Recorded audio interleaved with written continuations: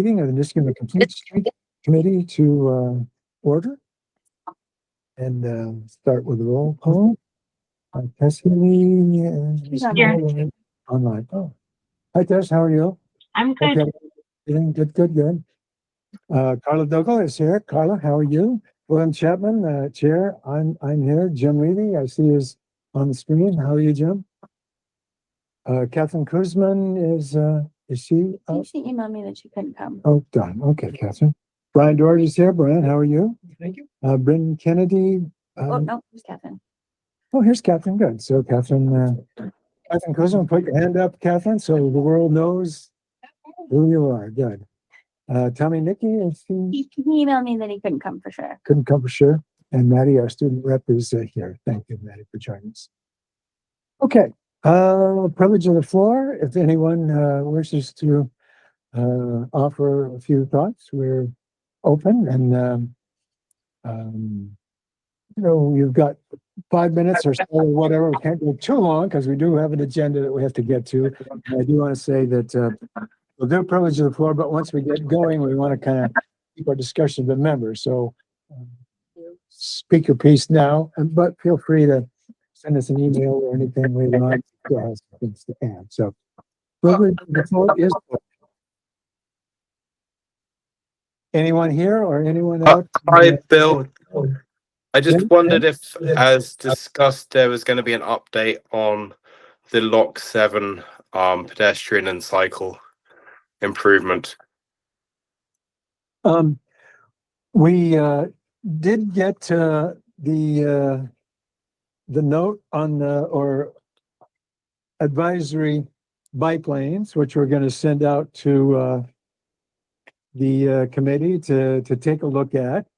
And I did go out and meet with Ben and speak to him. And we did hear from the chief of police that, you know, we're going to get some traffic count data and speed data and that sort of thing. But that's kind of more for discussion later. If you want to share a thought with us on, you know, Lock 7, I know you were here before and you ordered some material. So privilege of the floor is your opportunity to speak to us. And but we know about the concern and people on the committee have been out to Lock 7 Road. And so If it's on the agenda, I don't want to disturb the proceedings. But if I guess I'll just reiterate kind of what I've said before, which is that I think that the traffic on Lock 7 is a danger. Lock 7 Road is a unique road in that it connects to the bike lane. There's a lot of children who live on that road. It has a low speed limit and relatively low traffic count, but there are some people who drive recklessly there. And you know, my aim would be to see some kind of improvement made to ensure that it's safe for both pedestrians and cyclists to access the bike path. You know, from my perspective, I think that an advisory shoulder there would be a unique opportunity to really trial a method of traffic calming and pedestrian safety, which hasn't been tried so much across the US, but is actually very common in certain European countries, in particular the Netherlands. And it could really be tried at a very low cost and reversed if it didn't work. But if, you know, I'm also open to other options, but would love to see something done there. okay. Just one footnote to your comment. It also is the road to Lock 7 Park, which is a town park that we want to see citizens use too. So that's an additional reason. Okay. Thank you, Ben. Thank you for speaking. Thank you. Anyone else? Hi, Cynthia Holmes, 2890 Troy Schenectady Road. I want to thank this committee and others involved for a really great open house in November about the linkage study for Route 7. So if you don't hear it at all or enough, thank you. It was a lot of information. a lot of people. I think that's a good thing.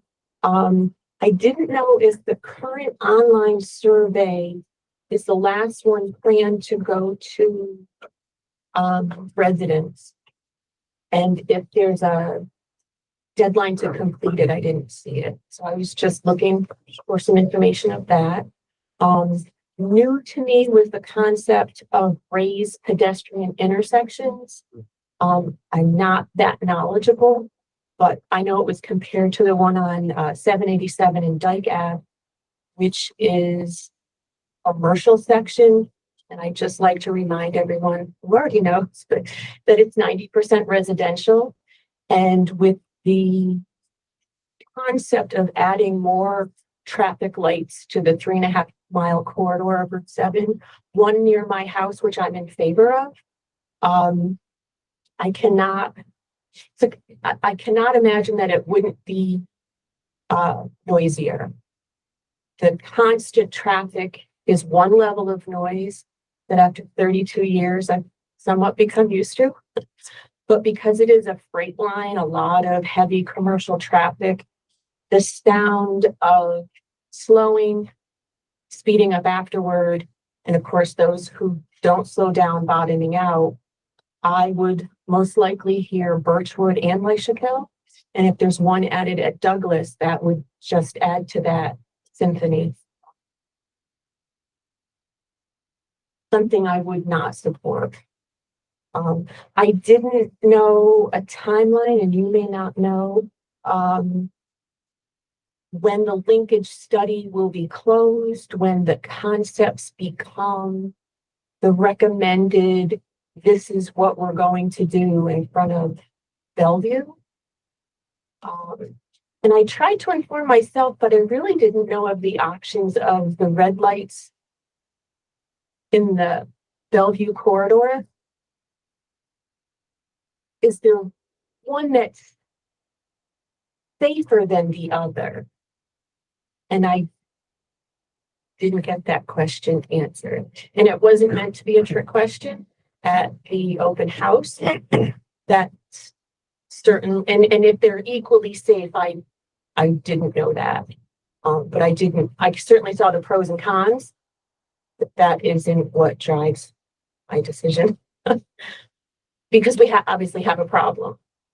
And if both are equally safe, then I would weigh the pros and cons more. Thank you. Answers to those questions, do we know those, or does LaBella knows them, or DOT, who? We can answer them on the agenda, but Yeah. it is probably the last public survey and it doesn't have a close date yet.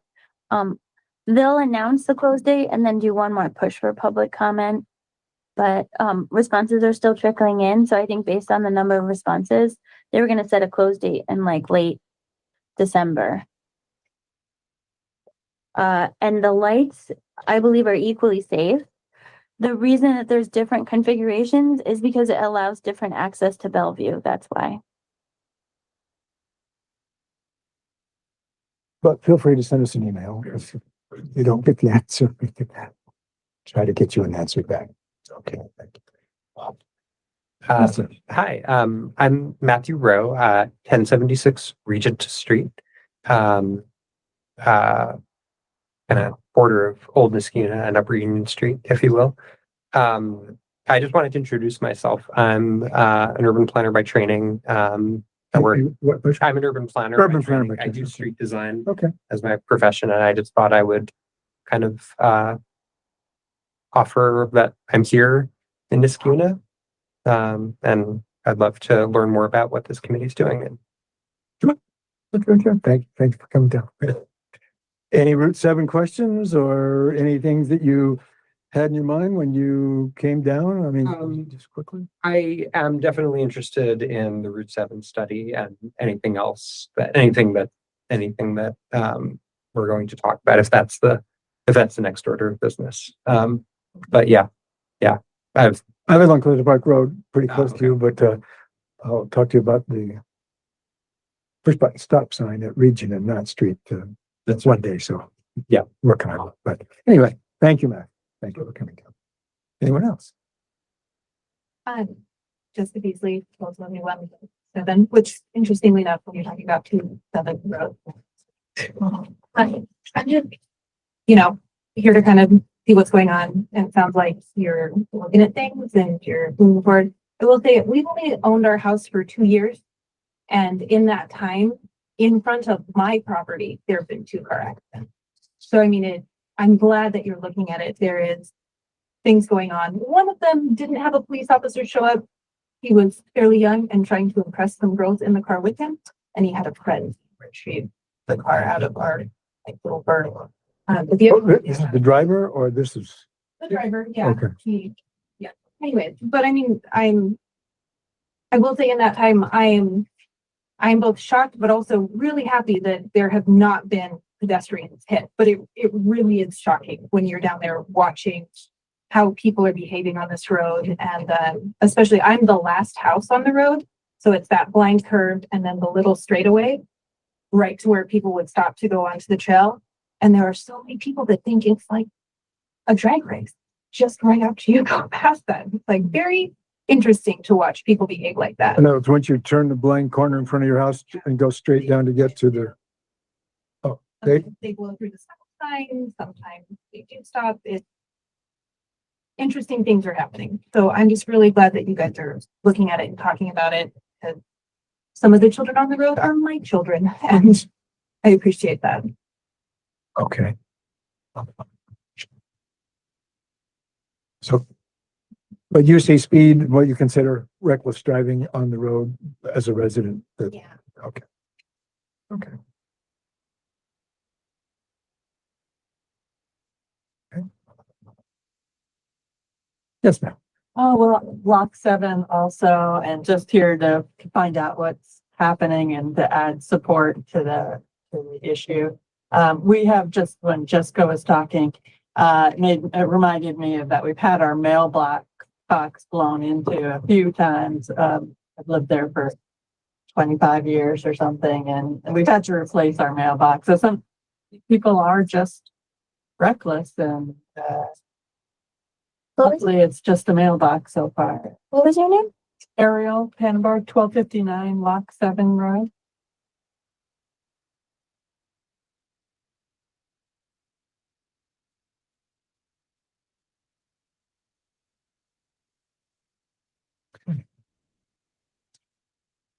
Anyone else? Anyone, any other speakers for privilege of the floor today? Okay. Well, thank you for coming down and thank you for speaking. Okay. Our next item is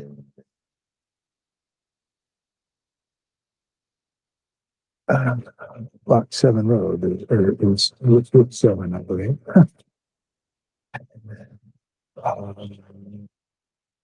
So yeah, I can do a little bit of an update. I just want, when I get there, I'll share the screen. So yeah, November 18th was probably the most well-attended public meeting I have lived through. I was very happy to see all the people there. We moved it to Iroquois Middle School because we were hoping to get a lot of people, but I think we could have used an even bigger space. Obviously at the beginning, it was pretty packed. We had a lot of good feedback, had a lot of good conversations. I think we've had a good amount of survey takers. I will be meeting with our consultant on this Thursday, but when I had talked to him just a day after the meeting, few days after the meeting, he had already said they've gotten, I think he had said over 200 results already. So we think there was, 180 to 200 people there at the public meeting. And I'll share the screen. I just wanted to show you guys, some people couldn't attend, which is fine. We completely understand. So they tried to put everything at the workshop on the website now. So if you go to the Safe on 7 website and you go to the public workshop, there's a link to the video of what was actually said at the meeting, so you can hear verbatim the same thing that everybody else heard there. I thought that the volume was a little bit not great. It gets quiet and it was hard to hear on my computer. So I also had him narrate the slides. This is a lot better audio for people if they don't really care about seeing the actual in person. This is a better audio version of what he said. So Could we look at one or two slides just to see how they do it or what they say well, or? yeah, I whatever, can. I mean, just it as has an- audio, but yeah, I'll show you. Then they have all the boards that were showed to the public are posted on here. So these were printed out very large. We have them downstairs in the town board room right now too. And then this is the full slide deck that actually has more information than was actually presented at the meeting. It has a little bit more about how they worked on the traffic signal warrants and like to Cynthia's question, like how they were looking at the signals and where they could possibly go. So there's a little bit more of the warrant analysis. These slides are not narrated, so you can just click on them and you can just click through them.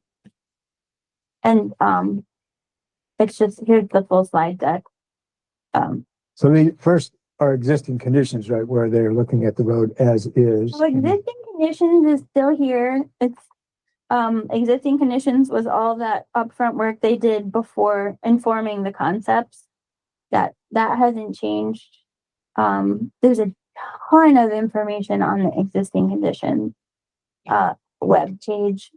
The public workshop is a page that's specific to the November 18th web workshop for people who missed it. And then at the end, or people who just want to follow up and really like soak in. So just to hold on that, if someone is watching our meeting today and they wanted to see what transpired at the November 18th meeting, they could come out and watch this set of panels and see Correct. Yeah. what they presented, Yeah. as well as the information on additional information Yeah. that the consultants have put out there. This is the audio on this is a little rough, but that's the actual in-person meeting there. You can just play this one, like I said, for people who like my computers. I love it, but its volume is terrible. This one, like it's just the slide deck that he That's okay. narrates over. Yeah. And then obviously the ideal thing would be that some people, if they missed the meeting, they would look at this material and then do the feedback. But you can just give us your feedback without even reviewing the material, which is okay, because the survey has some of the stuff embedded, but the survey link is right here and it's also linked on our website. So this will bring the survey up right there. And the survey actually has embedded in it a lot of the concepts that are discussed.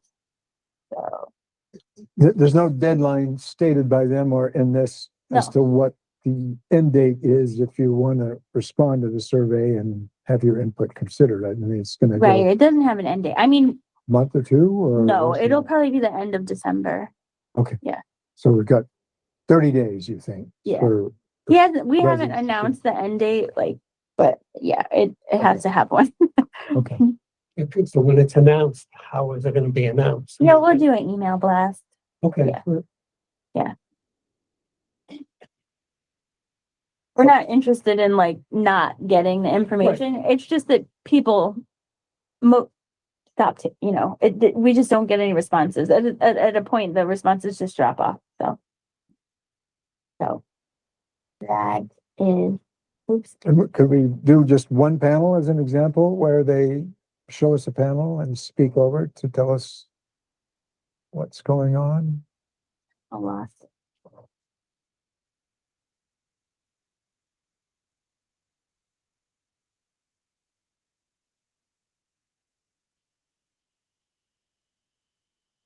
We're also putting it in the newsletter and the newspaper, if anybody looks at it. Good. We just updated those. As a matter of fact, the Bellevue is a separate segment, right? Like $3 or a couple bucks or so. I mean, Oh, could we land on Bellevue? that just to? Bellevue is not, it is a separate segment in that it has a different speed limit, but in the linkage study plan, as Yeah. far as I know, it doesn't like have its own Okay, chapter, okay. but DOT has said, because that is the biggest hotspot of the fatalities and the accidents, DOT is gonna direct its funding to the Bellevue corridor area Um, right now. is what they do in the Bellevue quarter going to be consistent with the plan for the rest of the road? Or, I mean, you're not going to do one thing in one place and the rest of the road in another, right? I mean, it's going to be, So we hope, I guess, or. the idea, and it's sort of happening concurrently, which, you know, can be challenging, but the idea is that the linkage study informs the best possible concepts of the plan. You want to close them? Yeah, I'm trying to. So, okay. No, it's not. You can't, the panels have fallen down. I'm sorry, you guys. You're just gonna have to survive. I'm sorry for that. That's not the one that's shining in their eye. Oh, that's already, Bill. Broken. Yeah. Clearly. So the panels have fallen down. Okay. I promise you. I'm sorry. You're not gonna be able to hang them again at this meeting. Okay. Okay. So on the Bellevue Yeah, chip, so I mean, the linkage study, it's trying to get like solid data of what the best concepts would be, get consensus from people on those concepts. It is not funded construction. It's just the plan. We would hope that DOT would follow the plan. Something that's really important to DOT, which hopefully comes out of the public outreach, is whether or not Niskuna would tolerate a median that wouldn't allow people to take lefts out of their driveway. They'd have to go to a traffic light and get a covered left. Most of the time, DOT will not build those medians because they are not interested in blocking off people's driveways. So if it comes out loud and clear from Niskuna that that's a safety measure that we would like to see, then I think it's possible that they may consider doing that. A smaller version for them would be a broken median, which isn't the end of the world if they put a broken median in and then we get funding later on to connect the medians. We connect the medians. I don't think that they'll do something that is gonna mean that you absolutely can't do anything that we recommend in the linkage study. I think it would be used to inform. I'm just not sure. The linkage study is saying, you know, we have lane departures, we have, you know, pedestrians getting hit when they're crossing. These are the treatments that would solve that the best. DOT has limited funding. How much of those treatments they can build, I think will depend on design. And yeah, I mean, it's just, there is quite a difference between a planning study and an actual construction project. but are they saying, gee, if we wouldn't do a solid median if we don't hear a loud and consistent message from the town of Niskuna of the residents on Troy Road would like to see that as a safety option on their road? I mean, if it's, do we have to So- speak firmly and I think, on that point? I mean, like a town board or complete streets or the residents on the road? I think the residents on the road have the most, you know, kind of say. And it's important that they soak on the concepts and they look at the information and then they give us good feedback. DOT has not completed its design, so I absolutely cannot say what they're gonna do. I think they're still looking at the outcome of this public outreach. They were there, they were listening, so. As a matter of fact, I'm almost wondering, would it make sense if you have a door-to-door note that you drop on Route 7, both sides, to say, look, your opinion on safety options for Troy Road is important and the state wants to hear them, so please pass them along. Well, the only thing I would say about that is that we're not doing the public outreach for the state project. We're doing the public outreach for the linkage study. So, Okay. I think it's like, we could say that it's important that the linkage study get your feedback, Okay. but we are not collecting data for DOT. Like DOT will be, they're a partner, they're a part of the study advisory committee. They were very interested in the public outreach. I think it will help inform what they do, but ultimately what they do, you know, is an independent piece of the Route 7 puzzle. I also wanted to ask, Okay. Yeah, I just had one question regarding the study itself. One of the things that they addressed a little bit was the U-turns, if they do have the mediums. And so people are asking the question, so are the U-turns safer than doing the left-hand turns that they have now? and I wasn't really, I said, I believe so. I think the data supports that. But if somehow we can convey that in the presentations that they have, that, there have been studies that concluded that it's much safer to do the U-turns with the mediums rather than just the left-hand turns that we currently have on Route 7. Yeah, if they're I talking think about, that would be helpful. Yeah, if they're because talking that was about a question that came up quite a bit. yes, yeah, because they're talking about signal light intersection. Right. Then the left Yes. will have their signals and the two lefts or two U-turns from each Right. direction will go at the same time. Right. And I agree with that. It wasn't communicated in Hmm. any of the presentations, and I think that would be helpful. Mhm. Because I've heard that from numerous people asking that question during the public meeting.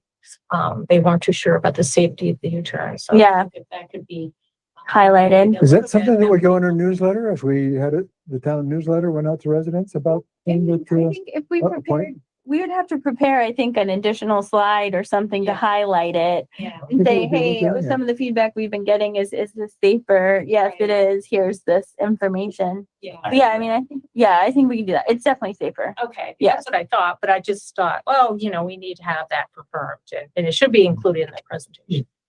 Can the U-turns accommodate fire trucks and like luggage delivery? He said they trucks? could, and freight and Yep. yeah, plows and all Okay. that. Yeah.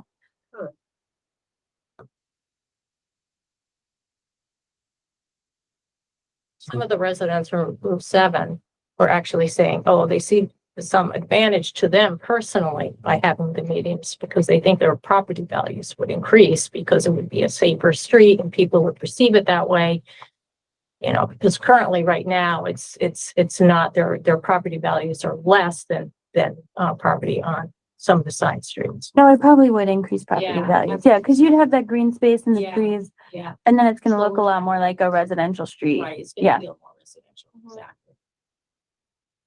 Would the state maintain those medians or? No, they've been very clear that the town would have to maintain the medians, and in discussions with the highway department, who is absolutely like, no, we can't. The town would probably hire a contractor to maintain the medians. And that would be an ongoing cost that the town would take on as part of the safety measures. We would have to budget for it every year. Okay. And that's not unique to Niskayuna. If the state builds the medians, they turn them over to any of the municipalities where they build their roads. Lake George takes care of their medians. We actually take care of the traffic circle at Rexford, kind of, but Okay.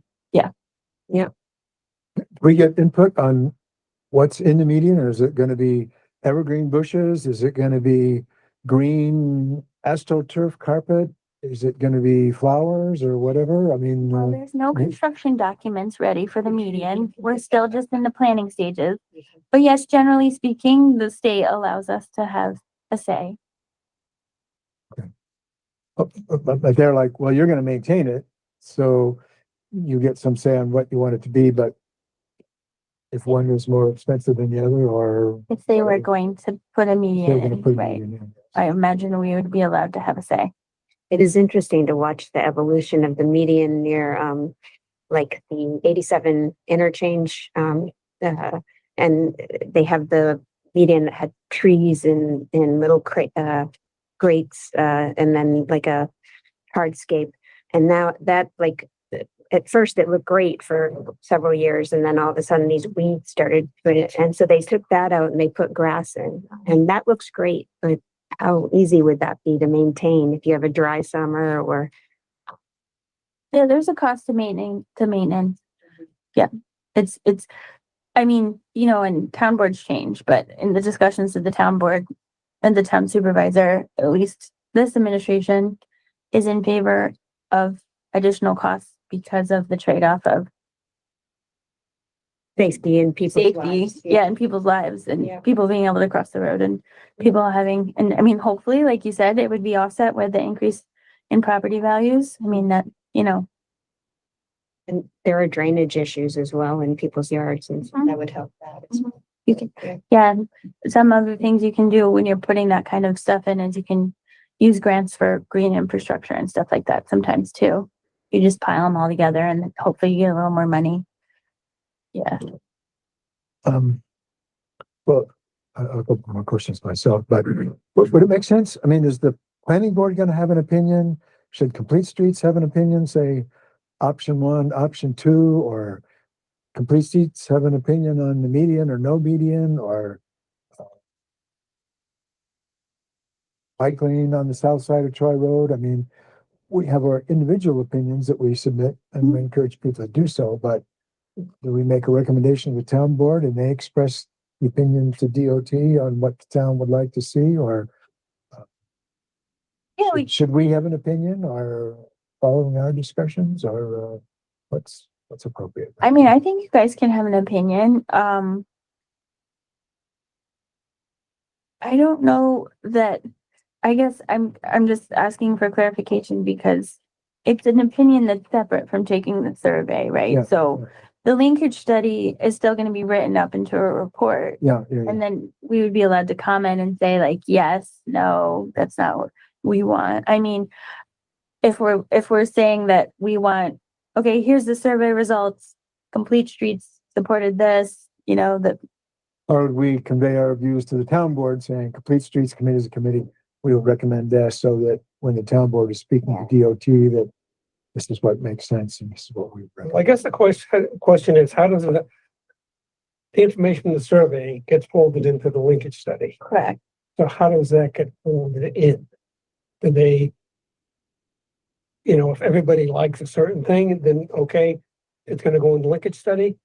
Okay, and then the linkage study gets completed, then the town gets to say, we endorse the linkage study. Right. We Right. accept the linkage study and this is what the town wants. Yeah. And I mean, the only other thing is like never having lived through a linkage study before. I mean, we have our study advisory committee. Our study advisory committee has town board members and Complete Streets members on it. So I know that it's not the whole board, but the board does have representation at each stage of the study too. But is that representation on, well, we should look at this, we should look at that, we should look at this, or merits of the options, or are they in a place to say, well, having looked at the linkage study and the data, as a committee, our recommendation is that we do A over B and C over D or whatever when they get ready to do the design. I don't think that either way is wrong. I think it's completely fine to trust your advisory committee members. I have personally been very proud of Kathy and Carla and Brian. They're fantastic. The Transportation Council has even mentioned to me how good they are. Your Complete Streets members are really, they read everything and they But the can other do body's the got the town board members, planning board members, it's another study part of the advisory linkage. committee, Yeah, the right. study advisory. Yeah, I mean, will they have opinions if are they but judging the opinions, or are they gonna offer opinions to state DOT themselves? well, DOT is a part of the study. Okay, advisory all right, committee. okay. But I mean, if you felt very strongly as a board, I'm never gonna say like, no, you can't do a memo, but Yeah. I'm just wondering, Okay, I mean, if the memo is, this is how we as a board would take the survey, I'm just wondering what Yeah. exactly we're saying at this stage. I guess as we look at this, we have members on it, that we have some views as to, we have option one and option two, which I hope we can talk about in a second in terms of Yeah. traffic lights, but if our committee or, we wanted to make a recommendation on that, we say it or we would convey it to our town board, so the town board, elected representatives are talking to state DOT saying, based on our discussions of people that live on Troy Road and our Complete Streets Committee and our own discussions, we prefer option one over option two, or we do want a median. We like the idea of a walk paths on the south side of pedestrian path on the south side of Troy Road, Yeah, or a segmented median compared to one that goes all the way along the street. yeah, I mean, I think that's fine, like, because you guys have a lot of expertise, like being on this committee over time. Yeah. Except our committee doesn't have any more weight than the public itself. I mean, I'm not too sure if our opinion would influence the decision-making any more than, let's say, the results of the survey, and that the public says they want it one way. And if we said something that was contrary to that, I'm not too sure that our opinion would sway them in a different direction. because we're a citizen advisory committee, we're not, you don't have any more power. I don't know. I guess it can't hurt, right? Yeah, I don't think it can hurt. I think that the stage of the town board saying like we prefer this option is probably farther down the road and would involve understanding the results of the survey and the preparation of the linkage study. I don't think at this point, without that data put together, that the town board would be in any position to say, DOT, this is what we want to see. It's just not ready yet. I guess I was just saying, if I sat on the town board and I was debating what kind of recommendation I wanted to make the DOT or what I would be an advocate for, it'd be nice to know, the results from the linkage study, what citizens thought. And even if I had an advisory committee, like a complete streets committee or the planning board, and they chipped in with their thoughts, then, if everybody thinks the same thing, then that's easy. But if there's debate on some things, which, there will be, then you consider that input and, people get the chance to say what they think, and the town board would make judgments on that, and they would be speaking to the DOT or state. So anyway. Yeah, that's a fair point. Okay. Can we look at option 1, option 2 that they presented to me? Because I wanted to, I need to look at the panels again more carefully, but I'd like to understand. Those are, help me, Carla, the choices are, You wanna, concept 1 is, lights, additional signed intersections at Broman, Inman, and Mohegan. yeah, Vrooman, Mohegan and Inman, and then, Option 2 is is just, Hickory and Avon Crest. Yeah. And, for, concept 1 and 2 is the same for Pierce Road to Rosendale Road at the Colony Town Line, with additional, breaks, or traffic signals at, Shannon Boulevard, Mohawk. Backup one. So you to look at the big board. One of the comments I did get on this, which I like this idea, though it's not to scale. So there's one section where it looks like there's 2 red lights super close to each other, but there's actually a lot of distance. Whichever one makes sense to you to look at. Yeah.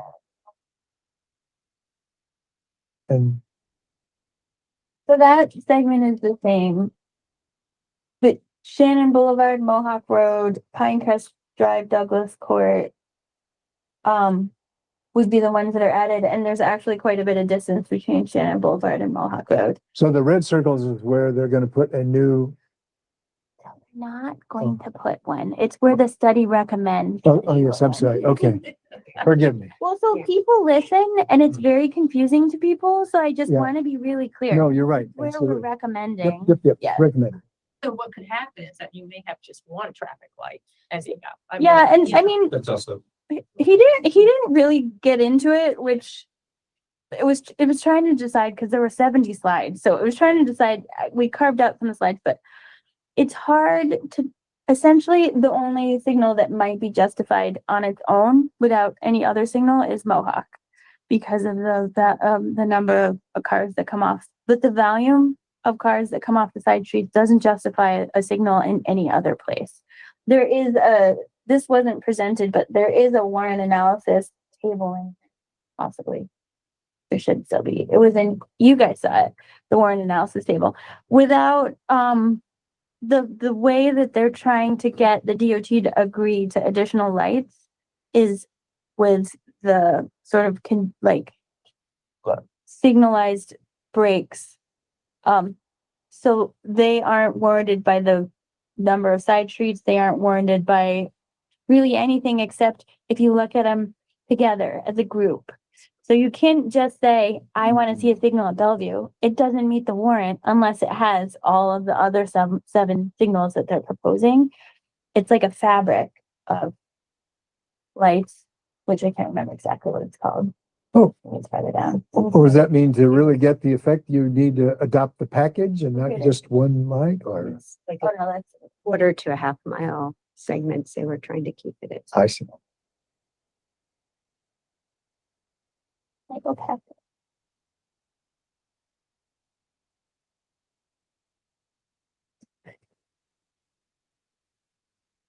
I don't have to find it, but I think there's a table in here that shows, we moved stuff around.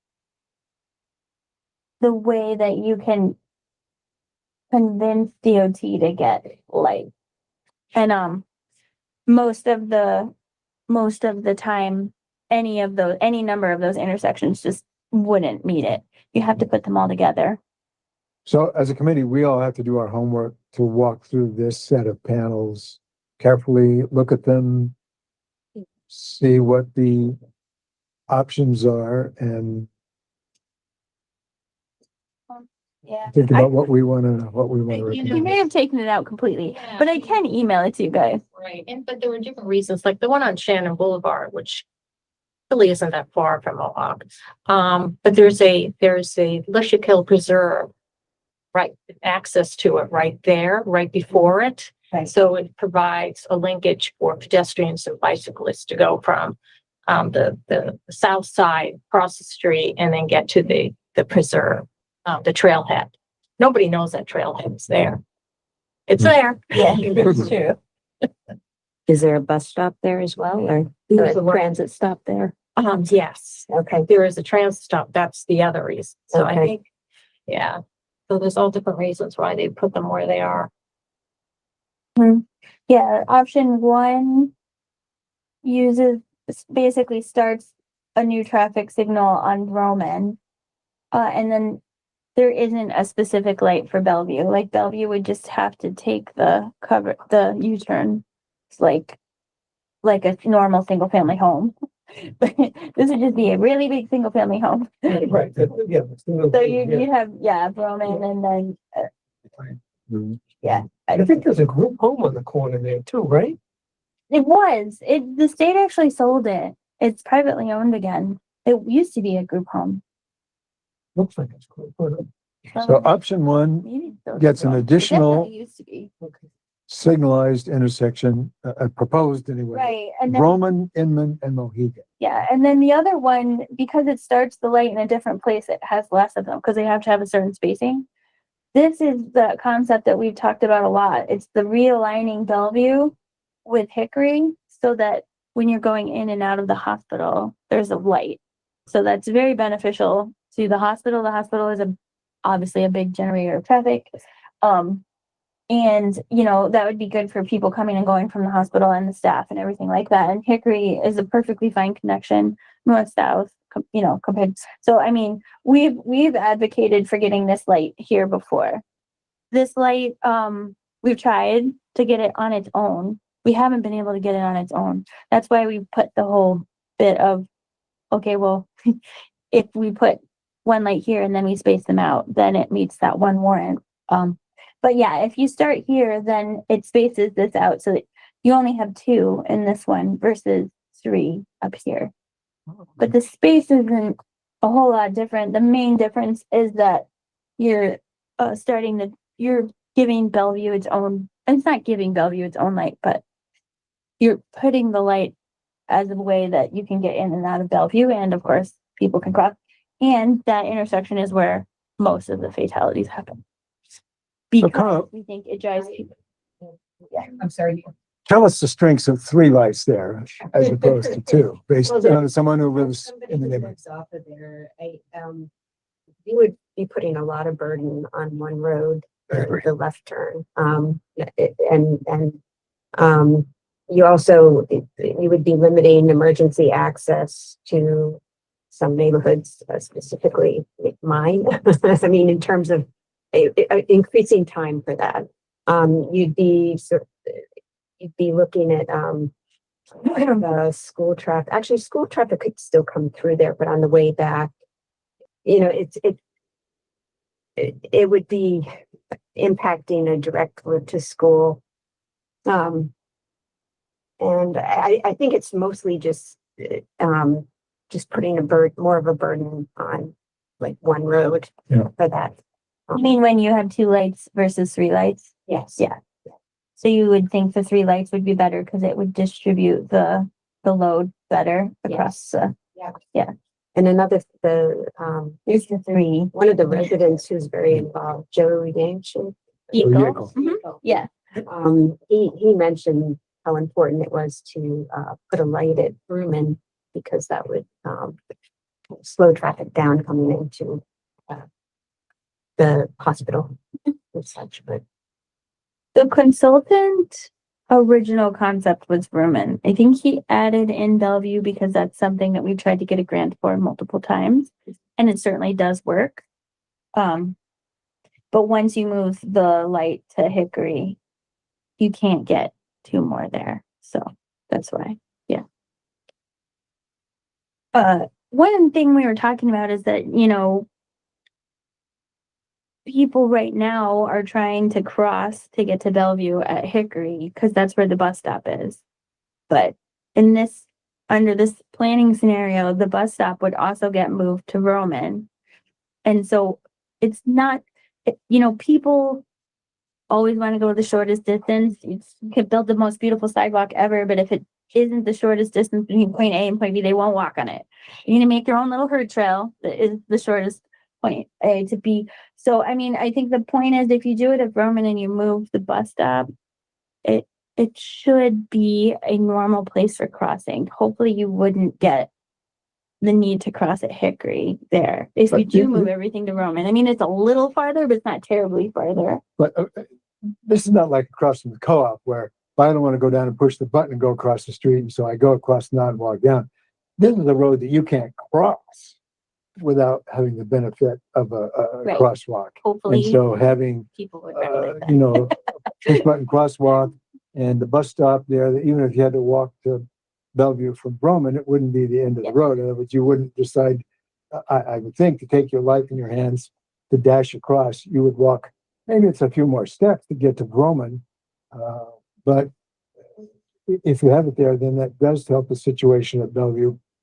And you do get 3 lights, so you get more options for people to get in and out of folks on the north side of Troy Road for Just people. assuming that people are logical and they're gonna do the right thing. Yeah, I mean, you I can't, you listen, can't I fix worked at everything. DFT on the road where people were constantly crossing the road where they should you. never have been, and they know better. And they still do. So having the medium there would be definitely a help.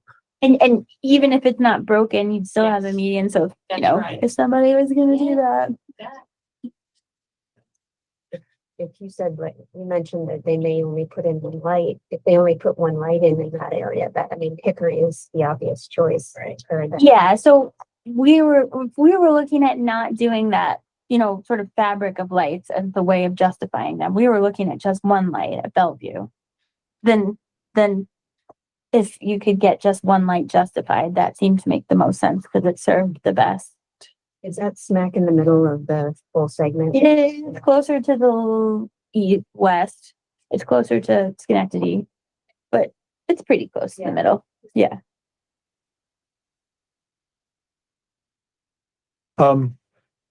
Just one more quickly. I mean, do we like the recommendation of a multi-use path on the south side of Troy Road that would go from St. David's Lane down to Colony? I think that makes sense, because you're trying to collect and connect people on the south side of 7 to the other side. Yeah, connect them to schools, to the bike path, to business areas. And people have spoken pretty clearly that, you know, the Troy Road as it is now is not safe to ride your bike on. So getting the bicycles and pedestrians off the roadway, and it does address the concept of, well, we're not moving closer to anyone's front door to have the multi-use path. And, I'm just gonna, Cynthia has brought this up multiple times, and I do think it's a fair point. I'm not sure that is that, right now, like on the multi-use path going, you know, the Mohawk Hudson Bike Hike Trail, there's e-bikes that are going like 30 miles an hour down that path. And her concern is that this multi-use path would be crossing a lot more driveway. So there'd be a lot more potential for the e-bikes who are going too fast to conflict with movement on the driveways. I read this really interesting article in New York Times about e-bikes and the ability for them to go so fast that they, actually cause more severe accidents to their riders. So, I mean, I definitely think that it's something that we have to figure out. It's, we've been talking about it. But I mean, it was a point of discussion. Well, Troy Road is a hazardous road. E-bikes is a separate hazard all of its own. Even if we weren't looking at Troy Road, we got to do something about e-bikes, not only in Niskayuna, but all over the place, because you can step out in front of Lang's Pharmacy and there'll be a kid whipping by on an e-bike. And so it's another problem that has to be addressed, which is, well, we're going to talk about that later, but I don't think we could say no to the idea of having a safe pedestrian bike path on one side or the other of Troy Road, because e-bikes are going to use it and they go too fast. We got to figure out some solution to that. I think. Right. And with the lane narrowing, there's really not a shoulder on the road. Yeah. So, but you could do 2 sidewalks in either side and have the Yeah. sidewalks accommodate the bicycles and pedestrians. Well, what about that? What do people think about that? Are we happy with a sidewalk on either side, 5 feet? Or do we want to see a multi-use path that would be 8 feet of concrete, or is it asphalt 8-foot path on? I think the e-bikes will go on the sidewalks anyway. They do now. They Yeah. go in the road and on the sidewalk on Route 7. And sidewalks aren't very comfortable with bikers. I mean, if you have a road bike and Yeah. you want to commute somewhere, it is very bumpy. It's not a great option for that. Oh, that sounds to me like we want to stay with the multi-use path on the south side of Troy Road. And Carla does make the point that, we do want people that live on the south side of Troy Road to know that they are part of Niskayuna. They pay their taxes here. And if they want to get across Troy Road and maybe have a street that they can get over to Rosendale Road and a multi-use path on Rosendale Road so their kids could get to Iroquois Middle School or back the other way, that would be good, as well as if you can get to Iroquois Middle School to get access to River Road Park and then to the bike path, that would be good too. So it'd be more part of our community. And Do you guys remember why they chose the side of the road that they did for the multi-use path? I know they told us, but I can't remember it anymore. Do you remember? I don't remember why. Maybe I'll ask them. I think it just might have been so you could collect all the people from that side of the road and bring them to where they could cross safely. Sense. I can't remember either, but that's. I don't remember exactly why, but I think that, that makes sense to me, is that because I live on the south side. And so if I was going to cross at a signal, then I would ride my bike down to Route 7 and then ride along the multi-use path. So I got to a signal and then get across at the signal. But if you lived on the north side, you'd do the same thing on a sidewalk, probably. Yeah. okay. Or you'd only have to ride to the next. side. Yeah, it's true. And then you Yeah, could cross makes and then you sense. could take those. Yeah. Okay.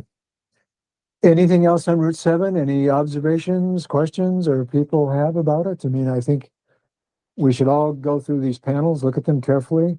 If we want to think about some recommendations on option 1 or option 2 that, certainly at our January meeting, we can collect that just as, and anything else really on, if we wanted to send a message to town board saying Complete Streets has reviewed the panels and there are 3 or 4 areas that people had questions about, including U-turns or whatever.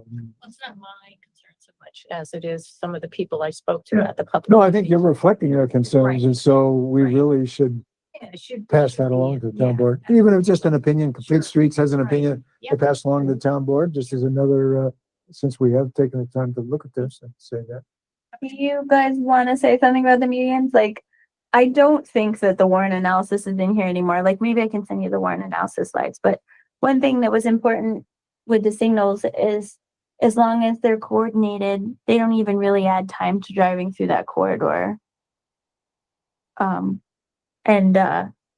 thought that you couldn't have the signals without the medians, but they did say that you could theoretically have the signals without the median. So do you want to weigh in on the median?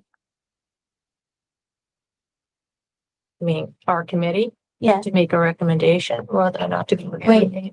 isn't that what, isn't Yeah, that, I mean, Well, it's just like, well, it'd be like it. Absolutely. Yes, yeah, yeah. Because otherwise it would be like it Right. Pierce. Yeah, I mean, you got a signal there. You and can- it just gives you that whole Yeah. neighborhood feel. This is Yeah. the neighborhood that Route 7 is Yeah. is going through. So, yeah, With the trees, even though Right. it increased maintenance for the town. yeah, Yes. yeah. Yeah, one thing I did hear at the meeting was that they felt like the examples we gave for the medians were too commercial. I had recently driven in, Saratoga and 9N, I think, or whichever 9 it is that goes past the track. There's an unbroken median with a lot of driveways there. So I was telling people about that one, but if you guys know of other ones that are more residential, because they felt like the examples we were giving were very commercial and they wanted to go to a more residential place. And of course I said, well, they have these all over Long Island, and nobody went to talk to me after that because like, we're from Long Island and we didn't like it. Union Avenue in Saratoga Springs. Maybe that's the one I was, Yeah. is that 9N? Is that the same? It goes right along the track. Yeah. Yeah. Yeah, the track is on. So like one side, obviously you have no driveways because it's the track, but on the, it is not a Yeah. broken median. It's unbroken and there's a lot of driveways on the non-track side. It's very pretty. It's filled with old trees. The trees grow right over the road. It makes a very nice sense, like residential place making. Obviously Saratoga, of course, you get the track on the other side, so it's very fancy looking, but Is it grass or? it's grass with trees. Okay. Mhm. Hmm.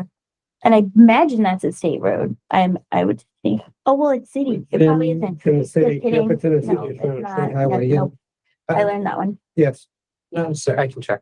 I can check real quick. No, yeah, I'm pretty sure it's in the city yeah, this limit. is within a city, it's not a state Yeah, it's highway. funny because we're used to the state highways, but when you go into the cities, they stop. So continuous median for you, Brian? Yes, yeah. It's Carla, same for you? think I'm on the- Yeah, good. Put me down, and Tess Healy and Jim Levy, are you listening out here? Can you give us some? I like the median idea. Okay, Oh yeah, definitely a median. I mean, without the median, you start eliminating your traffic calming elements. It doesn't have the same look and feel. I'd say we're unanimous on continuous median. Okay. Was there anything else you wanted? Anything else on Route 7, anyone? Okay, well, we'll certainly discuss it in our January meeting and can visit these items again. So thank you all. And I would encourage people to, if they haven't already, to look through the panels. If anyone hasn't turned in their response to the state by answering the questions, please do that. And, I would recommend maybe at our January meeting, we visit some of these things, option 1, option 2 on the lights on Troy Road. I mean, I like the idea of 3 lights, and I feel like if Broman might still cover Bellevue. I mean, but that's something we should talk about, option 1 or option 2. And then, we seem to like the bike path on the other side, but other things that we see that are issues. And, certainly with the U-turns, we do want to get some more information maybe about that. I mean, they are safe, I guess, which is what we're saying. So, anyway, we'll talk about some of these again, and maybe just a short memo. Yeah. To, I mean, you could tell me. cite the source for that. Yes. So, Okay. Yeah, I think there's a couple things that we should cite sources on, like about like just a couple places of confusion. The exactly. U-turns, Are safer than left-hand turns. right. Yeah. And then there's another one too. The free left turn, you're The saying the free signal, left the turn. signalized Yeah. left turn is safer than Yeah. the free left turn Right. from the two-way left turn. Right. Yeah, so you have a protected I way. don't think I think maybe the communication side of that is the most important part. Just to note Yes. that what we're talking about is signalized left turns. Yeah. And signalized. And the questions about freight, I did hear some of those at the, I heard some of those at the public meeting. Most of Union Avenue State, that's point of information actually, all the way between the tracks, Oh, which is interesting. Is it outside the city? it must be. No, Saratoga's a little funny that way. They have an inner district where everything is city owned and then Oh, and then they have like a hybrid. something to do with its history. We'll just use Schenectady. Okay, When is Route 7 due to be repaved? Or is that when the timeline for it or? I think the safety project that the state's doing will not be tied into a repaving. I think they're going to try to design something and construct it, you know, on a state timeline, which, you know, hopefully people realize is not tomorrow. But I mean, it's moving. They've noticed and they've cared and they've dedicated funds to it. So, I don't, but the full repaving, I haven't heard. Do you know what the funding source was for that? I just don't remember. I think he said age shift actually. Okay. Which like, you know, the accidents in that area probably qualify it. Possibly because you're doing the lane departure treatments, possibly. But age shift's very specific, so I'm not 100% sure about that. Yeah. I'll know more if it comes through the planning committee at the transportation council. I'll tell you guys the funding source. When do we think the linkage study is going to be completed? Is that a couple months from now or? Yeah, I think, the goal is to wrap it up in early 2026, like Okay. January, February. I know they started the document, you know, writing up the existing conditions and the justifications for, like, if you guys remember, they really are not recommending, traffic circles because of the takings of the property and because they're not very friendly to pedestrians and bicycle crossing them. So they didn't think that that would achieve all of the goals. There's a couple other things they didn't recommend. So they started like writing that into a narrative so that you can understand like why those concepts weren't like posed. And then the bigger ones, hopefully when we get the public input, then we can write up how people felt about them and what the final recommendations would be.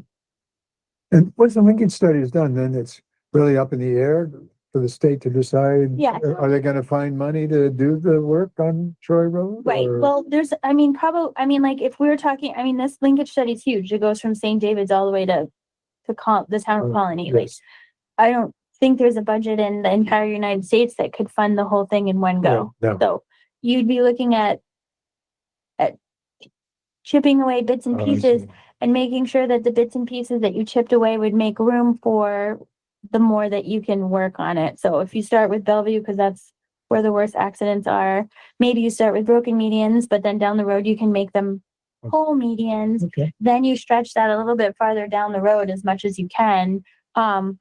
Yeah, and then, you know, you tackle it as you can. Just as an example, we submitted the grant for just one traffic light at Bellevue with a median and it was $4 million. So you would be in the Yes. 20 to 30. I mean, they're just like the only projects that, when the state's redoing the overpasses into the actual city of Albany. I mean, those things are like, those things have those numbers, but Well, we do know that them that asks, sometimes they get money. Yeah. But them that don't ask, don't get any money. Oh, So yeah, you we gotta do be all the time, in and- the queue. So- right. And the state's always super supportive of the town going after grants. And now you have a linkage study and now you have the public outreach and the state's doing some of its own construction. So then you leverage that and you look at stormwater and you look at, they just had a lane departure grant, that allows for, median. So you just keep chipping away at it with different funding sources. One other thing that's good about it is they usually present it to the Transportation Council and sometimes Policy Board and a wider audience. Once it's released, it goes on their website and a wider audience sees it too. And then hopefully you start building like partners and stuff to implement it. It does open a lot of doors. It's been like kind of hard for people because traditionally you'd have the linkage study and then you'd have this push for construction. We've had this push for construction without the linkage study. So it's been like a sort of like, okay, normally you'd have a little bit more separation between the planning and the construction, but if we get construction early, that'll be fine. Well, it's good to do the safety study because then you have the vision before you have the construction. So hopefully it makes it better in the long run. So, and more responsive to community input, which I think is important to us. So, okay, let's jump to sidewalk projects, Birchwood and Cornelius. Our only item on this is that we really need to schedule a Meetings, yeah. meeting. And so did people get a copy of we've seen it before, one of Birchwood, I mean, just the kind of streets and everything there, I mean, if you didn't, like, did you get one, Brian, or? Well, I think- You may have them, but. Yeah, we looked at them You too. know that we Okay. do. Okay, if anyone wants one, so sometimes when we're talking about things, it's good to know. Will we see the plans again? He will do another set. I actually think he might even have them done. I have to go look. I have a lot of unread emails from being on vacation for a week. So our next step is, we'd like to meet with the neighbors, say on whichever side, I mean, say the west side of Cornelius. No, east side. The east side of Cornelius would be those houses that would get the sidewalk on their side of the road. And it would really just be members of this committee and Laura and I that would meet at Hillside Elementary and show them the plan and get some input from neighbors. And it's not too soon because we're not going to do anything until we find out whether we got the grant money or not. So that's kind of the key thing, but we're hopeful we're going to get it. We So did get approval from the schools that if we want, we can have our meetings at Hillside Elementary and at Birchwood, which I think would be Okay, nice. yeah. Cause then people can just like walk down there. We could do flyers to those people specifically and then have the plans printed out. Maybe we could have the consultant color them a little bit. Yes, that would be Um, good. I recommend doing that. Get them a nice plan and we can share that with them so they get it ahead of time and then when they come to the meeting. But I think when you and I were looking, December might be a little crunch. Okay, well, maybe early January then. Would be good, or whatever. I mean, if we've already got a good copy of the plan, then Which we do. I think we have enough so we can do. that we one can and go to one. people and get their input on it. Okay, good. And I did, make a presentation on behalf of the committee to the town board to encourage them to, keep the money in the budget, which they have put $500,000 in the budget to pay the town's portion of these sidewalks if we get the state grant. So I think that's important that we recognize our town board is putting the funds where they believe they have a safety commitment and they're willing to do that. And that's with a tight budget because there's not like they're doing 10 other things and they've got this one. They would say, Super tight this year. this is the only thing that we're doing that's kind of a big deal. So that's good. All right. Next piece is school zones in the town of Niskuna. Well, do you guys want me to maybe just do like a couple nights and then do a doodle poll or something to see who would be available to come along? Oh, to meet the residents? Yeah, Sure. like a doodle poll? Poll? Sure, but I would say it's getting a date with the school and, whoever can come. And Okay. if some people have other obligations, we'll have enough Complete Streets members there. Great, I'll do that. Dates it's- As long as the designer that's built the plan shows up and you show up and I come and a couple other people to absorb tomatoes or whatever that might get tossed. Okay, We'll do it. well, we know that, And- we know that people have very strong opinions on it, so I think it would be good to have a fair number of people so that you can break out with individual people and just have that one-on-one with them, so they don't feel so overwhelmed. And we're not planning on inviting the PTO because that would really balance it the other way. People that don't have a sidewalk on their street, don't have to maintain it, don't have to shovel the snow. I think it's a great idea. They're all yeses. Yeah, no, this is And- really and for so the they people would. who would be getting it These are and the people looking that at are their gonna phone. have to move the Yeah. snow and, they had some design things. So, okay. School zones in the town of Niskuna, this is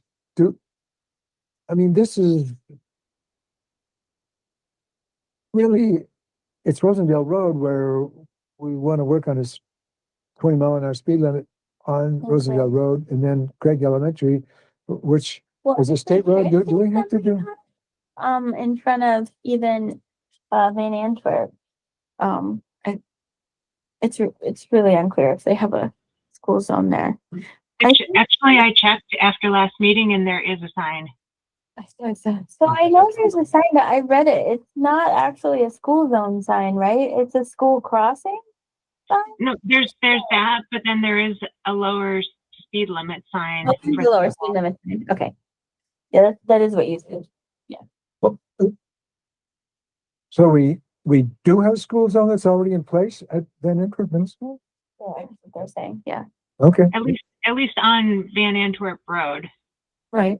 I feel like, our first step would be maybe if we could make maps of where they start and stop and what Okay. schools have them and what schools Okay. don't. Yep, I let's think do that- that. And it's kind of, Tommy's thing, so maybe I could reach out to him and see if he can work with me on that. Well, I think Tessa's interested in this also, we're talking about schools and so. Yeah, Tess and I Uh, can make maps with Tommy. No, that's a good idea. And, I mean, I did have the other clip about, some towns are making money, big money on school zones, but some other campers are not happy about it much. So, in fact, I'm just wondering out loud, do you lose some of your motivation to do walkability things in the town that make it safer for pedestrians and bicycles if people are getting notices in the mail that they've got another $50 ticket for going through a school zone too fast? I mean, maybe we were like, well, you gotta learn to slow down, so, but It's, as a point of information, are we talking about automated school zone Yes. enforcement cameras? yes. And then do we need, that would be. You need like a home legislation rule. for Yeah, that. but it's, do we go down It's a- that road? It's So, it's longer, yeah. but it's a long road, but it's, I think that's a separate secondary discussion. Like first, Yes, the like- schools, like Tom wanted just to make sure that school zones are in place because they should be in place. And then that will improve things. And then if after that we want to put in cameras, then that's something to be discussed later.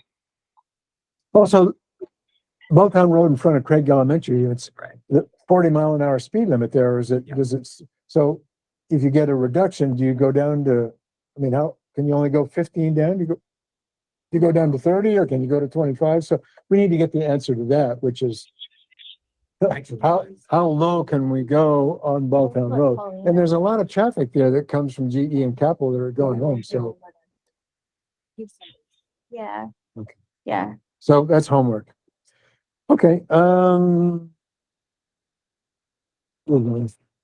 okay, the 2025 calendar, you all have, 2026. excuse me, 2026. Thank you, Brian. we're gonna be doing that a lot lately. I'm still, it's only December 1st. We got 30 days to go. So,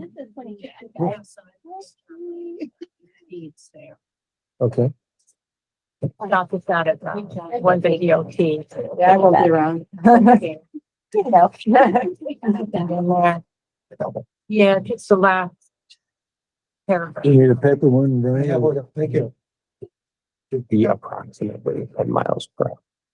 Okay, so it goes on to Craig, only reduce if it's 40 now, then it goes to 30. Is that's, if you were the principal of Craig Elementary, would you still be, well, and if we also must have to dust off our plan that Jim Levy worked on for a reconfiguration at Craig School where the entrance to the JCC lines up with the entrance to Craig Elementary, and then you get a push button crosswalk and you get left turn lanes so people can turn left into JCC and southbound traffic can turn left in. So we need to work on that. As a matter of fact, we almost need to ask the state for the funding to do that and get that project, which is probably $5 million before we get a little safety zone, because I think the superintendent of schools and the principal are both, I'm not comfortable with kids going across. But They Craig, said they're not comfortable even with a school zone, but they've always been supportive of a school zone. I think Yeah, even they if are it just- supportive of it, even but if they just still- lowers it by 10 as a yeah, start. yeah. At least you're notifying cars that there's a school there, and it's Yes. weird that there isn't one. If I may, the law there or the note, the item there, is that from It's a the law or DOT. DOT regulation? Regulation. It should be should be about 10 miles per hour less. That's very wishy-washy language It by is. DOT standards, Yeah. right? So there's flexibility there. I read that as there's flexibility. This is Paulina's things, right? You're just not allowed to go below. Is this yours? Did you pull this down? It's just at the lowest. Pulled it out, yeah. Oh. But there could have been something after that. That's all I could find. I can, So, I can look you, for it. okay, yeah, that would be helpful. So I know there are places where it goes down. but- Yeah, I think they said, because we actually met with DOT about this. One of the reasons they said there wasn't one was because nobody's walking on Balltown Road, but we did pedestrian, no, but we did pedestrian counts and there actually are people that cross. No, they're workers. So there's workers that work at Craig and then they walk across the street because they go to the JCC to do the aftercare. Yeah, I just talked to someone who bikes on Balltown Road every morning to go down to the crew. yeah, it's surprising, but maybe it was for that study, but there was even bicycles going in and out of that road. Yeah. So I think there's a lot of support for, I haven't worked on Rosendale as much, but Craig, I think there's a lot of support for. We assume there's support. at I would Rosendale. think there I would mean, be too. Rosendale Elementary and Iroquois Middle School are both there, especially with, I mean, if we do have hopes of getting a side path on Rosendale Road so that people can bike and walk to those two schools, and even if it's a way to get over to River Road Park and even to get from River Road Park to the bike path, then we should probably scan that and send it to everybody. But, you know, we do want a school zone. We want cars to be going slower in front of those two schools right together. So definitely, as a matter of fact, I can't believe we aren't pushing harder. Yeah, that one. I, So certainly, and, I don't know about talking about the PD. Is the school zone in front of Van Entrup? Is that enforced or is it just advisory? Do we? It's enforced by the curve, if I may. yeah, Yeah. it is. Oh, curve, yeah. Okay.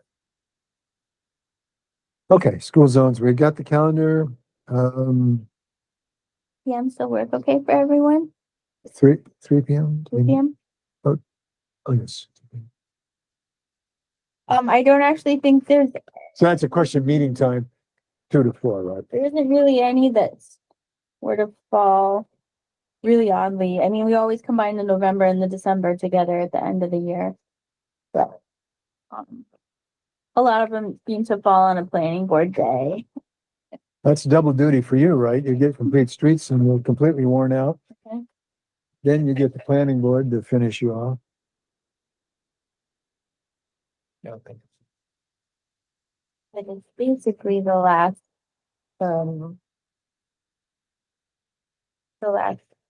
Monday at 2 PM of every month. Yeah. That Well, we've kind of gotten a little bit of a habit, I guess. So, okay with everybody? You can still come, right, Maddie? I can't make the next one, Oh, but every other one I should be able to go to.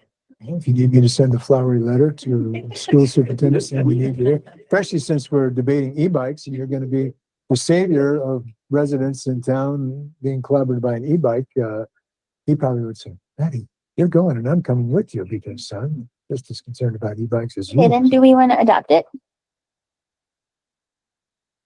All in Yeah. favor of the proposed schedule, meeting schedule? Hand up, Tess and Jim out there? Jim had to leave. Aye. Thanks, Ted. Okay, we're all set. So those are the dates.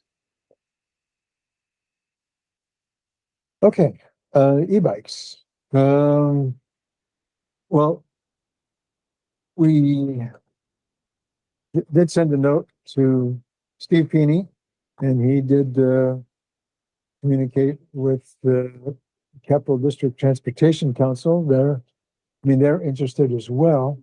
I know Maddie sent me an email. I still got to respond to you. I was gonna get her some context so she can start working on things too. So would it be, we're still kind of trying to do some homework at this point. We'll find out what are the problems that are presented? And then, you know, what are the failures? New York City has had some issues that I think I gave this to everyone, if anyone wants it. Yeah, New York Times. Yeah, New York Times. That was yesterday. Oh, I don't know. I read a lot of them. Yeah. Okay, Yeah, it's very recent in my The mind. person that got hit, No, head it's injury. about the increase in fatalities that Yeah, come this- from the higher speed. Yes, so this article kind of covered everything. Yeah. Post the code. Did you get that, Yeah, Captain? my Before I dad, had it? said Yeah. he felt like it wasn't really explaining Oh. the bike or being No. fair in the classes, but yeah, but yeah, it was kind of just generally Oh, you did. Yeah, I did. because they're going fast and they don't mean to just Municipalities are requiring e-bike users to Oh, yeah. have like identification. You know? Well, that would be something we need to look at, which is, There was a thing that. can you, do they have to register them or something like that? So that. You have your own municipal Yeah, yeah. regs, right? New York City requires delivery workers to have identification. They've actually required them since before e-bikes became a Okay. major thing. And that's in New York. I don't know if if this article gets into it, but in New York City, the biggest issue is related to But delivery workers, are obviously under a lot of Right. economic pressure. But I just to think go if, fast, I but- wonder if it would be legal, whether a municipality could have people register their e-bikes, make it a requirement. And then, Because the article was saying that one of the big things they feel like is a problem is the lack of training on bicycles. yeah, Although it did say that they saved something like 1 million tons of carbon, like they've actually done more for carbon reduction than like EVs. Yeah, it's cool, but they also are increasing severity of injuries because they're good. well, if you do require some kind of identification, you know, that You have to do municipality, then you would do training. Yeah, you'd have to do the training, yeah. And something. I mean, are the DoorDash people that are delivering food in the city, are they like, gee, I got a tight schedule, I gotta keep going, if I gotta run over a couple people, well, that's part of the job. Or is it the case, they're professionals, they ride carefully, but, it's kids that have got a new device, and I admit to being a crazy kid when I was a kid myself too, that they go too fast, they ride on sidewalks, and so, dad's gotta have a conversation with, you ride this, here's where, and, Bob and I are gonna be on the hook if you drive over the top of somebody or something, so communities can do something, right? Because our town board is reaching out to us to say, well, and I believe that the chief said, we've had somebody in our own town get kind of seriously banged up with Electric an e-bike, scooter. an electric scooter, so it's not gonna go away, it's only, Do you know whether that involved a car or motor vehicle or just, Yeah, they swerved into an oncoming, or I don't think it was oncoming, I think it was in the same direction, but they. a motor vehicle on any scooter? Yeah, that's not surprising. I was just gonna ask what the perceived problem is and whether that's something that could be measured in some way. Because I know there's a lot of directions that the discussion goes, but I think, there's e-bikes and there's e-bikes, right? There's pedal assist, there's throttle, there's throttle, there's all kinds of things that we're using, and some of them are safer than others. Some of them present more. Yeah, I think Yeah. every time we have a bad accident, and I actually think both of the bad accidents have been e-scooters. Is that It really? comes back up. Because they're going along the bike path really fast. give us an email, that's the other thing. Okay. Okay, So anyway, we have more, we gotta find out more about the problem and then kind of what other communities, but certainly the county is interested. Steve Feeney and the Capital District Transport, they're interested, and they did give us somebody that does the training, so as we learn more, if we want to do a training session, we could ask this gentleman that was referred to us by Steve Feeney or Capital District Transportation Council, that would be happy to come and talk about what you can do now, I guess. So we should. You mean training for us? Yeah, our Just police like department. informational meeting. Yes, Oh, yes, okay. yes. But we can invite our neighbors too. I mean, if Rotterdam, Glenville, or the city, they want to send their police officers, if we get somebody here, we can fill up the town boardroom and just invite people in to do that. And it would be one of our education things that, Yeah, we actually have somebody volunteer to do an e-bike training for the public if we wanted them to. I think having e-bike trainings in school would be like the most effective way of getting like younger kids, or like there's the 5-hour course that you're required to take. I know it's probably really hard to change that as a town because it's a state thing, but if you had a bike portion put into that, Yeah, that's impossible. Yeah, Oh, for driving? Yeah. Yeah. like a required to take something before you get your license, but we can't really change that. Oh, yeah, but I mean, I think that kind of goes to the registration. Like, could you get at least something where they could? I would imagine, I don't want to speak out of turn, but I'd imagine that school could add a segment, Yeah. even as long as they're meeting the state's requirements. In like a gym class, you could just have a day where like a police officer or something comes in and It's a good idea. or a health class. It's not in elementary school, but then you forget by the time you're a high schooler and then you have the ability to go 30 miles an hour. Yeah. Yeah. Okay, so we could maybe propose some programs like that too. Thanks, everybody. Thank you. Okay, I actually just want to let you guys know on the comprehensive plan, it did get delayed a little just because of, just wanting to take the time to get it right. We're really working on the land use chapters and things like that.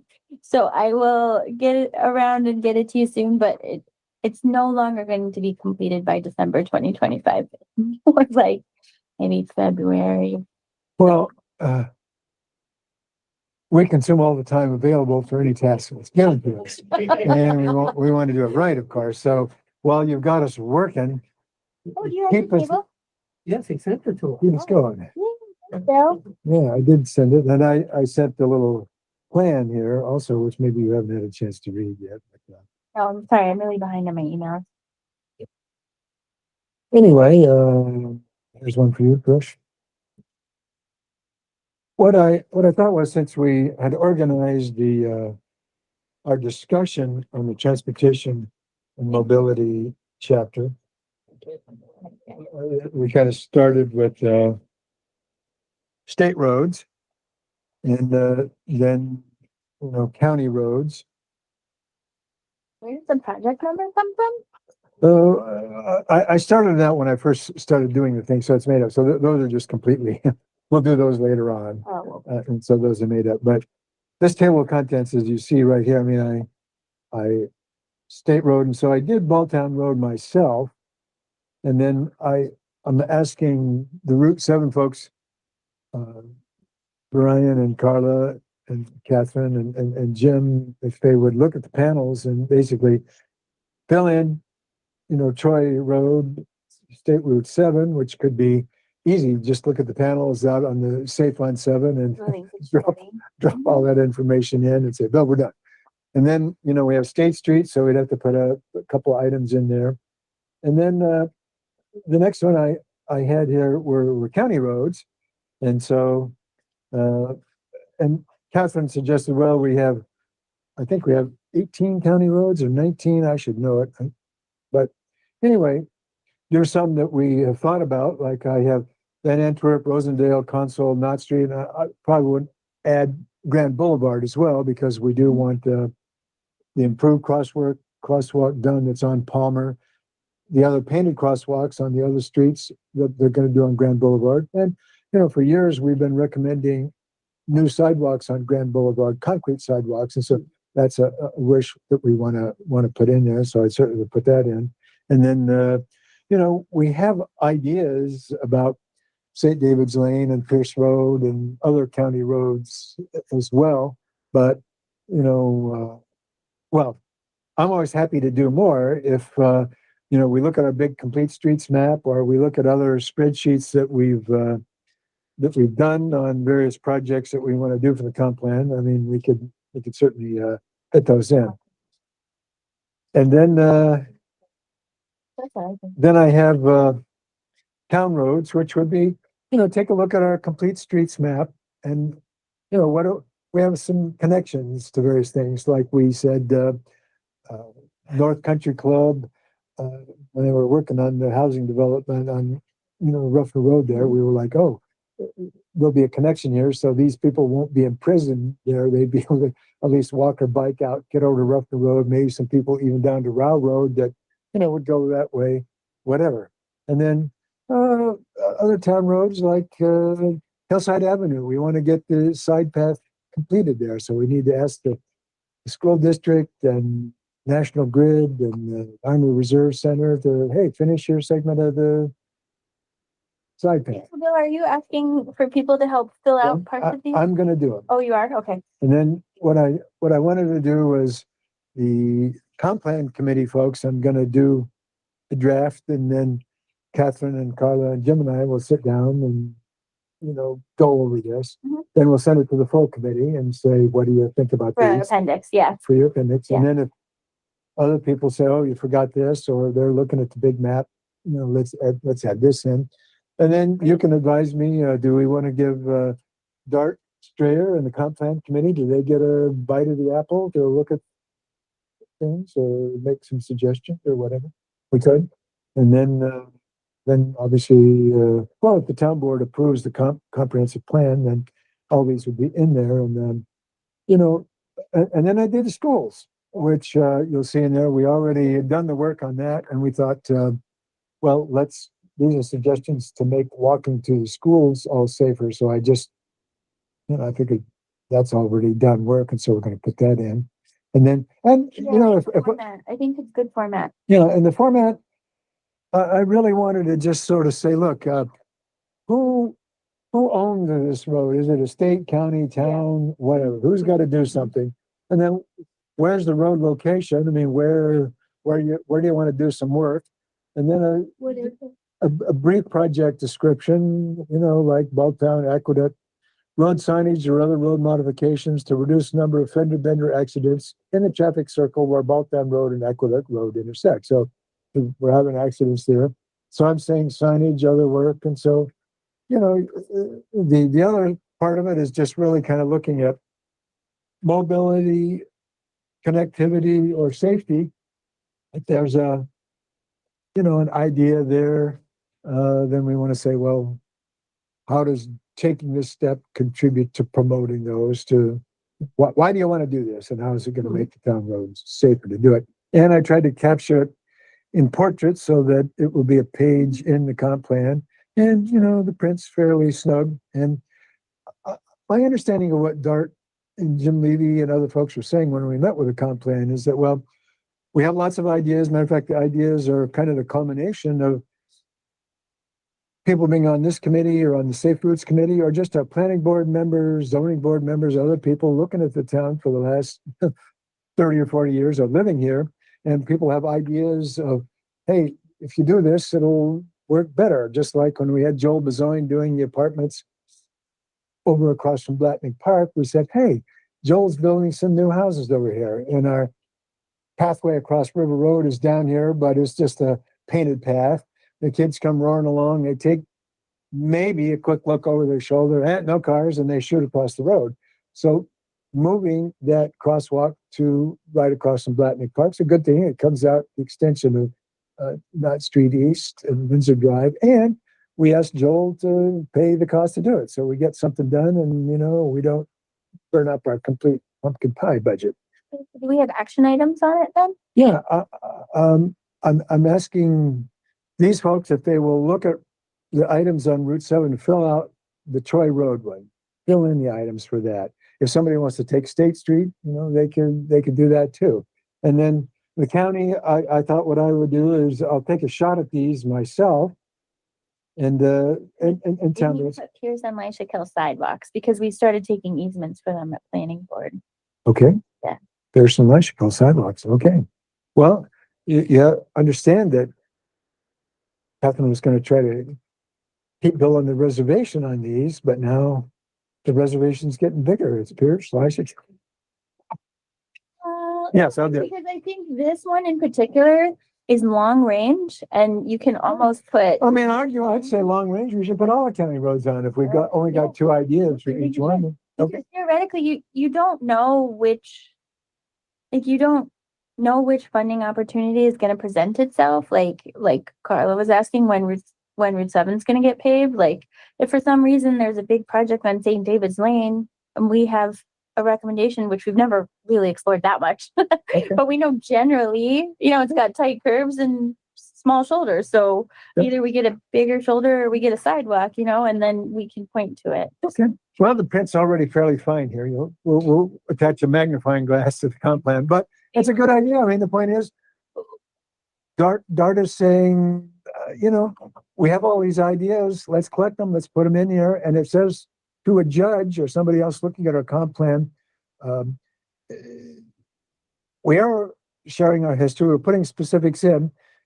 It's not, all this detail is not in the Well, general yeah, text I mean- itself. We have some broader objectives that we want to do. We say that, we include some examples, but, It helps the planning board, cause like, you just get the 2 lot subdivisions on Pierce Road. We bring it to Complete Streets and you guys recommend the easement just in case Yeah. someday there's a sidewalk. You have it in there. The developer pushes back because they don't want their land encumbered and we say, well, it's in our comprehensive plan. yes. And things do, as a matter of fact, someone was mentioning to me, something was in the comp plan before that helped get something done. Oh, Was yeah. that in our conversation or what was it? I mean, A bunch of things. yeah, as a matter of fact,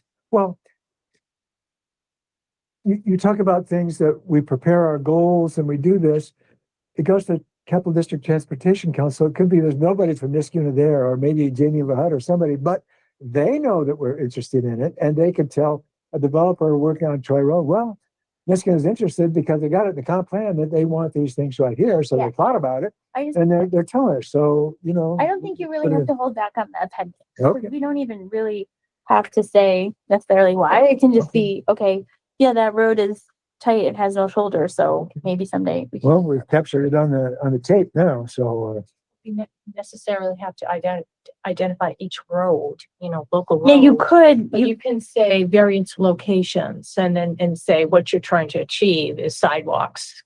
yeah, on these, Yeah. like these small right of way roads that have very little shoulder, hard to walk on.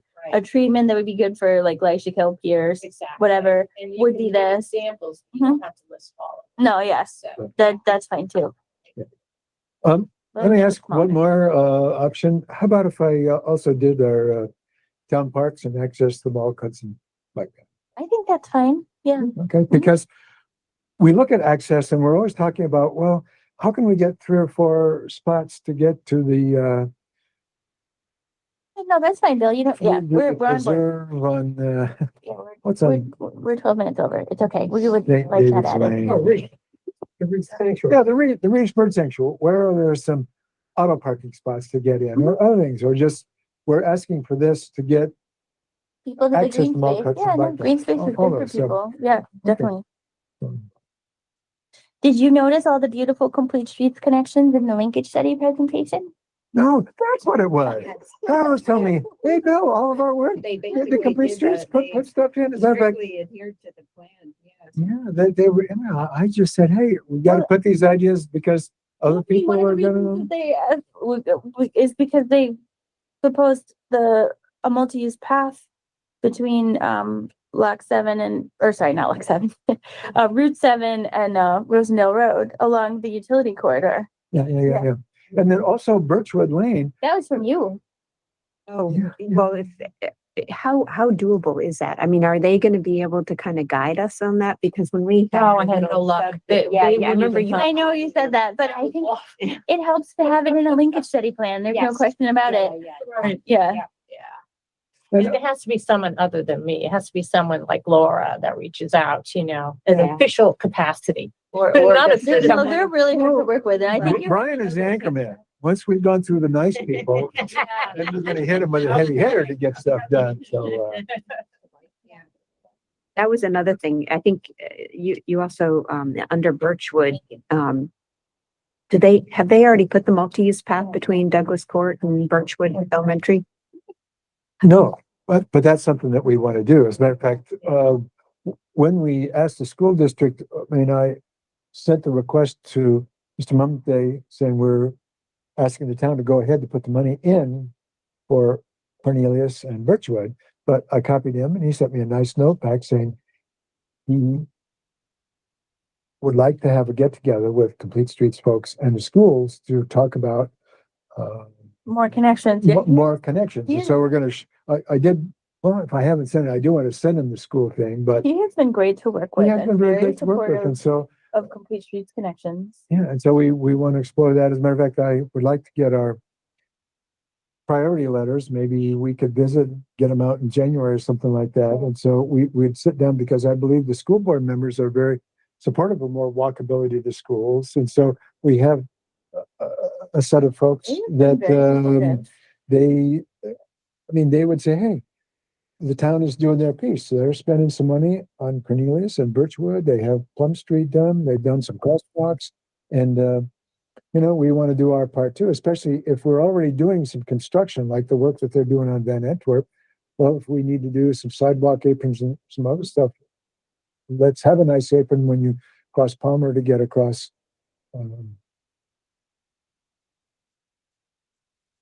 Yes. Story Avenue. And the superintendent has done some of the asphalt paths by the baseball fields in the back of the high school. And so it's, like where an opportunity presents itself, we want to work with the town. And it's not a situation where only one set of folks is spending money. The county is now saying, oh, well, the town's doing some stuff. They're asking for us to do some stuff, so we will. And the school district is in the same place.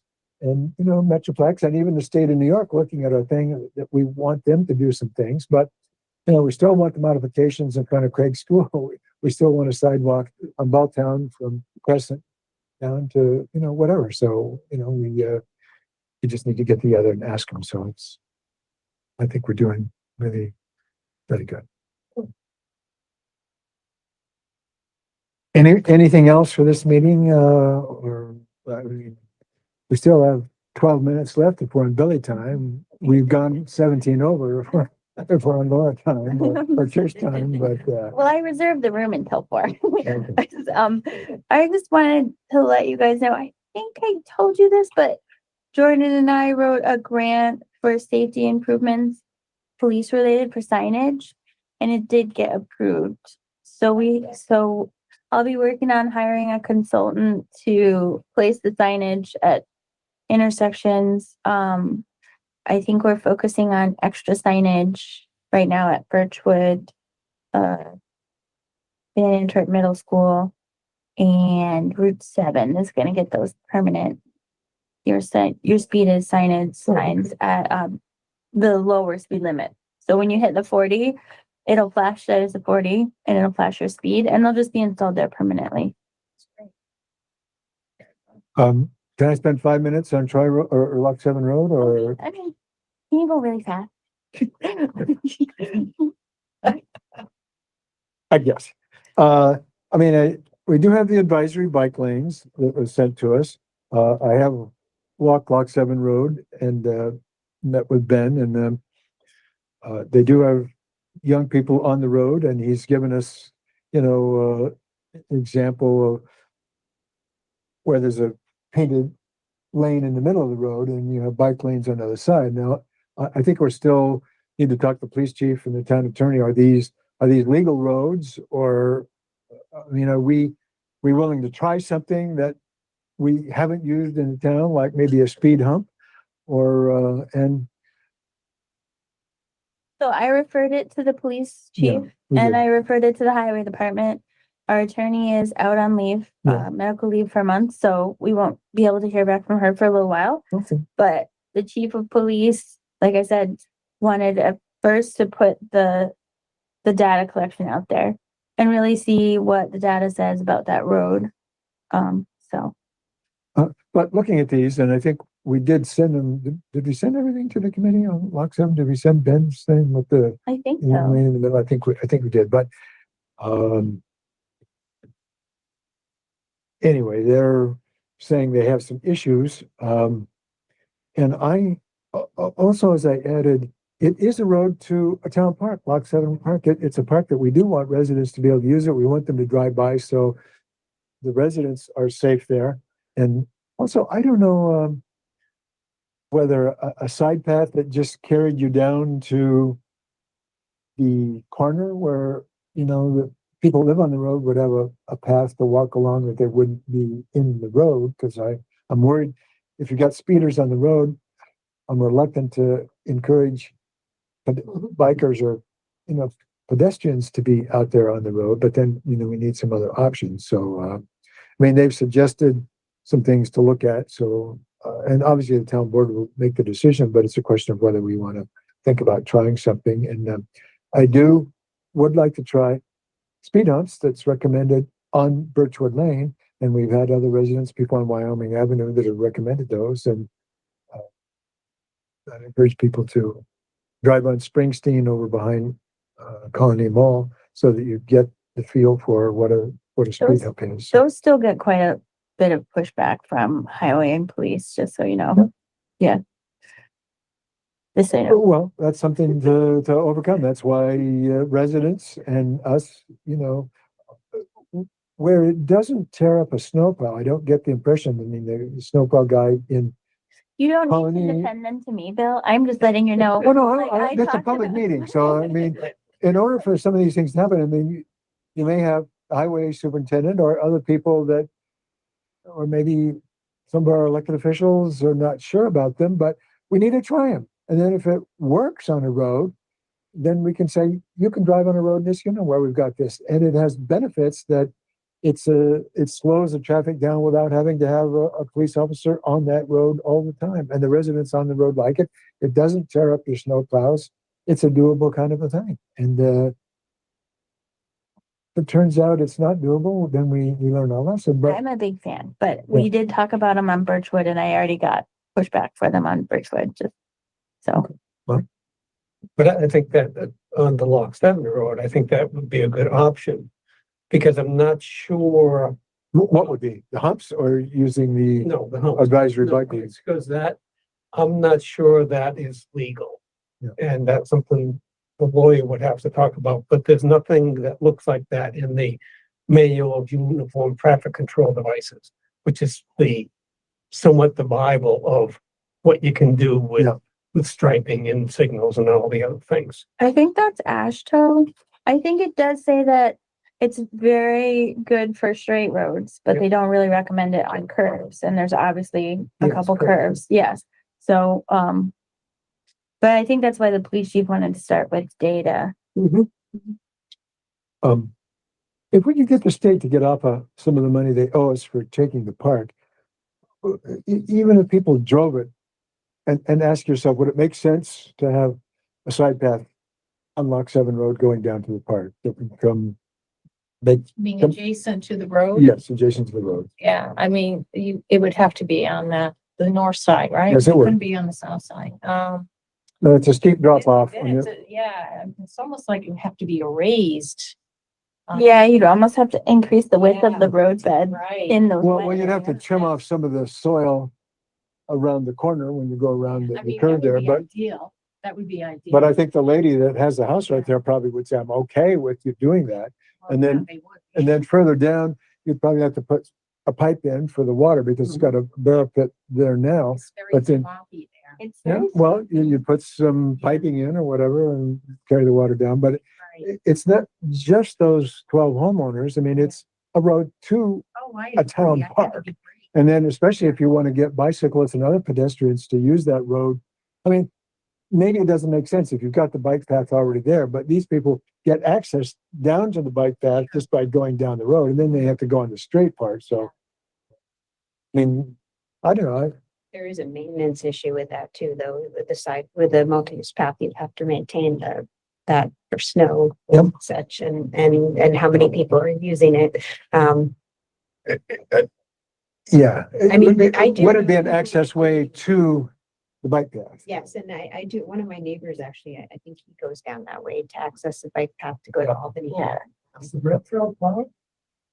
That section is plowed, yes, it's only half of it.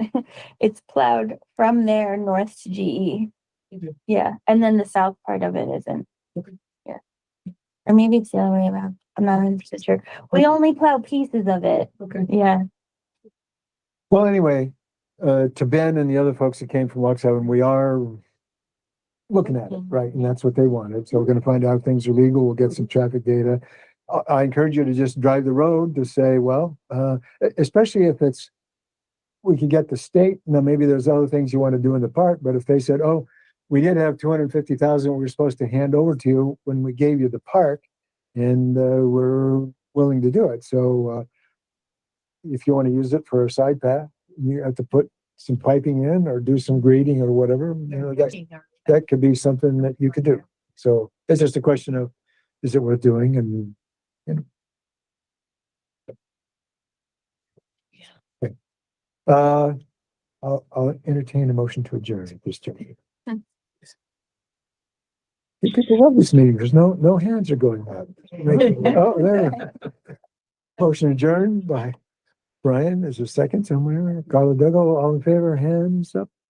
Okay, we're adjourned for December 1. Thank you everyone for coming today and doing some homework before coming to meetings. And I hope you had a great Thanksgiving. Hope you have a great Christmas holiday, New Year's too.